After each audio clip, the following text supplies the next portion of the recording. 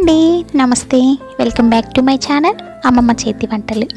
ఈరోజు మనం తయారు చేసుకునే రెసిపీ ఎంతో టేస్టీగా కమ్మగా ఉండి మజ్జిగ చారు అండి.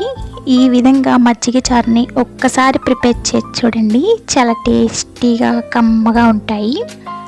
ముందుగా ఈ మజ్జిగ చారు కోసం ఒక బౌల్ తీసుకొని అందులోకి 2 కప్స్ పుల్లటి పెరుగు వేసుకోవాలి. ఈ మజ్జిగ చారుకి పెరుగు కొంచెం పుల్లగా ఉంటే పెరుగు పులుసు చాలా టేస్టీగా ఉంటుంది. ఈ విధంగా పెరుగు వేసుకొని ఒకసారి ఎక్కడ ఉండలు లేకుండా బాగా మిక్స్ చేసుకోవాలి. నీళ్లు వేసుకోకుండా ఈ విధంగా మిక్స్ చేసుకోవడం వల్ల పెరుగు ఉండలు లేకుండా నీట్గా మిక్స్ అవుతుంది. ఈ విధంగా బాగా మిక్స్ చేసుకున్న తర్వాత అందులోకి 1.5 కప్ వాటర్ని యాడ్ చేసుకోవాలి. ఈ విధంగా వాటర్ని యాడ్ చేసుకొని ఒకసారి బాగా మిక్స్ చేసుకొని ఈ మజ్జిగను పక్కన పెట్టుకోవాలి. ఈ విధంగా మజ్జిగ చారుని ఒక్కసారి ప్రిపేర్ చేసి చూడండి. ఎప్పుడు చేసే విధంగా కాకుండా డిఫరెంట్ టేస్ట్తో చాలా కమ్మగా ఉంటుంది. ఇప్పుడు స్టవ్ వెలిగించుకొని ఒక ప్యాన్ తీసుకొని అందులోకి 2 టేబుల్ స్పూన్ ఆయిల్ వేసుకోవాలి. ఆయిల్ బాగా హీట్ ఎక్కిన తర్వాత అందులోకి 1/2 టేబుల్ స్పూన్ ఆవాలు, 1/2 టేబుల్ స్పూన్ జీలకర్ర, 1 టేబుల్ స్పూన్ శనగపప్పు, 2 దంచిన వెల్లుల్లిని వేసుకోవాలి.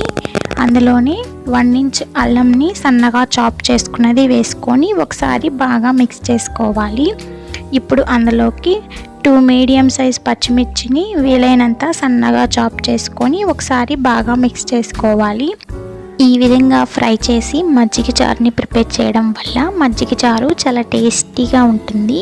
అందులోకి కొంచెం కరివేపాకు, లాస్ట్లో 1 మీడియం సైజ్ ఆనియన్స్ని కొంచెం పెద్ద పెద్ద ముక్కలుగా కట్ చేసుకున్నది వేసుకొని ఒక 2 మినిట్స్ ఫ్రై చేసుకోవాలి. ఆనియన్స్ వేసిన తర్వాత మరీ ఎక్కువసేపు ఫ్రై చేయకుండా ఒక 2 మినిట్స్ ఫ్రై చేసుకుంటే సరిపోతుంది.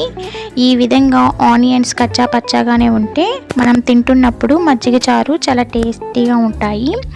ఇప్పుడు మనం ముందుగా కలిపి పక్కన పెట్టుకున్న మజ్జిగలోకి తయారు చేసుకున్న పోపుని యాడ్ చేసుకొని ఈ మజ్జిగను మంటని మీడియం ఫ్లేమ్లో పెట్టుకొని గోరువెచ్చగా అయ్యేంత వరకు మజ్జిగను హీట్ చేసుకోవాలి.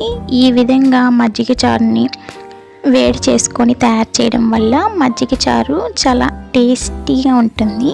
ఒక్కసారి ఈ విధంగా ప్రిపేర్ చేసి చూడండి. ఎప్పుడు చేసినా ఇదే విధంగా తయారు చేస్తారు, అంత టేస్టీగా ఉంటుంది. ఈ మజ్జిగ చారుని మంటని మీడియం ఫ్లేమ్లో పెట్టుకొని కలుపుతూ ఉండాలి. ఈ విధంగా కలుపుతూ ఉండడం వల్ల పెరుగు విరగకుండా ఉంటుంది. ఈ విధంగా గోరువెచ్చగా అయిన తర్వాత స్టవ్ ఆఫ్ చేసుకొని ఈ మిశ్రమాన్ని పక్కన పెట్టుకోవాలి. ఇప్పుడు అందులోకి టేస్ట్కి సరిపడినంత సాల్ట్ని యాడ్ చేసుకోవాలి. సాల్ట్ ముందే యాడ్ చేసుకుంటే మనం వేసిన పెరుగు విరిగిపోయే ఛాన్స్ ఉంటుంది. అందువలన స్టవ్ ఆఫ్ చేసుకున్న తర్వాత టేస్ట్కి సరిపడినంత సాల్ట్ వేసుకొని ఒకసారి బాగా మిక్స్ చేసుకొని లాస్ట్లో ఒక గుప్పెడు సన్నగా చాప్ చేసుకున్న కొత్తిమీర వేసుకొని సర్వ్ చేసుకుంటే ఎంత టేస్టీగా, చూస్తుంటే నోట్లో నీళ్ళు ఊరిపోయేలా ఉండే మజ్జిగ చారు రెడీ. మీరు కూడా ఇదే విధంగా తయారు చేసి ఎలా వచ్చిందో కామెంట్స్ ద్వారా తెలియజేయండి. మరిన్ని క్విక్ అండ్ ఈజీ రెసిపీస్ కోసం అమ్మమ్మ చేతి వంటని సబ్స్క్రైబ్ చేసుకోండి. వీడియో నచ్చితే లైక్ చేయండి, షేర్ చేయండి, కామెంట్ చేయండి. మన వీడియోల్ని కొత్త వారు ఎవరన్నా చూస్తున్నట్లయితే సబ్స్క్రైబ్ చేసుకోవడం అస్సలు మర్చిపోకండి. Thank you for watching.